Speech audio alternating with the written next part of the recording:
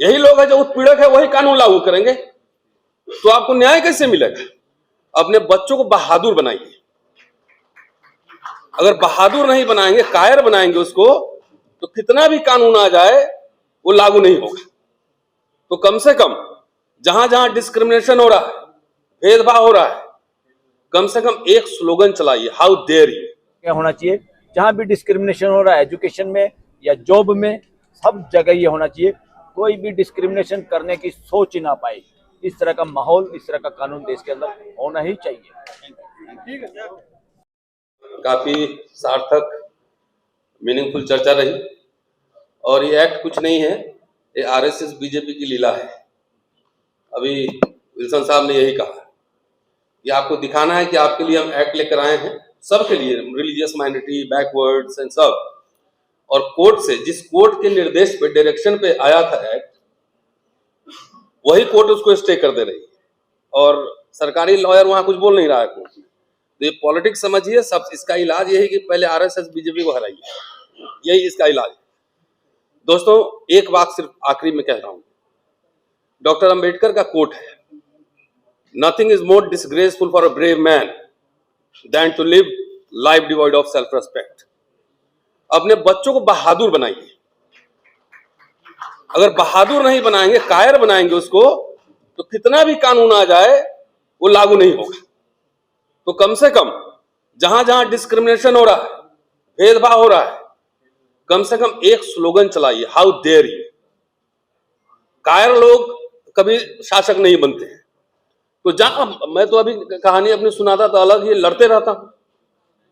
28 साल 29 साल पढ़ा लिया, 30 साल से लड़ाई ही चल रहा है यूनिवर्सिटी में, लेकिन पीछे नहीं हटा, किसी के सामने सरेंडर नहीं किया, झुका नहीं। तो कानून हर जगह आपके सामने नहीं आएगा। तो रेसिस्टेंस, जब तक रेसिस्टेंस करना आप नहीं सिखाएंगे बच्चों को, डरपोक बनाएंगे, तो कोई कानून आपकी रक्षा नहीं कर सकता है। कानून लागू करने वाले लोग कौन है? यही लोग हैं। यही लोग हैं जो उत्पीड़क है वही कानून लागू करेंगे, तो आपको न्याय कैसे मिलेगा? अभी कह रहे थे अनिल जी, अंगूठा वाला कहानी, हमसे अंगूठा मांगेगा तो हम पूरी बाह मांग लेंगे, उधर से उखाड़ लेंगे, उधर से अंगूठा कैसे दे देंगे? तो बहादुर बनाइए। ये मैं यूनिवर्सिटी में पढ़ाने के बाद कह रहा हूं। डरपोक बनाएंगे, अरे करियर का क्या होगा, क्या कहां नौकरी, क्या करियर है, बिजनेस कर लेगा, कुछ कर लेगा।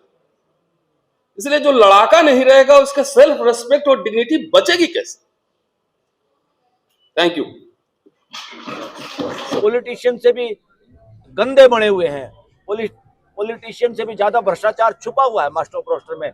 कौन केस किसके सामने लगेगा, कौन केस नहीं लगेगा, जरूरी केस लगते नहीं, गैर जरूरी केस फटाफट सेठ लोगों के या प्रभावी लोगों के लग जाते हैं। हमारे एक साथी एडवोकेट ने, मैथ्यू नेदुम पारो ने कहा, तो चीफ जस्टिस ने रिएक्शन किया, रिस्पॉन्स नहीं किया। एक समझदारी से उसका जवाब देने की बजाय एक इस तरह से भाषा, जिसको वकील कह रहे हैं गुंडे की भाषा की तरह से चीफ जस्टिस ने कमेंट किया, जिसकी हम भर्त्सना करते हैं।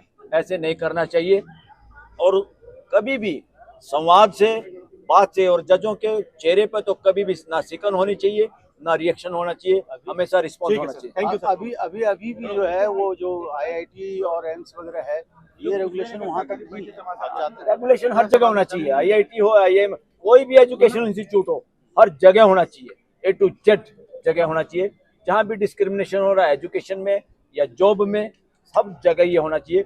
कोई भी डिस्क्रिमिनेशन करने की सोच ही ना पाए। इस तरह का माहौल, इस तरह का कानून देश के अंदर होना ही चाहिए। ठीक है।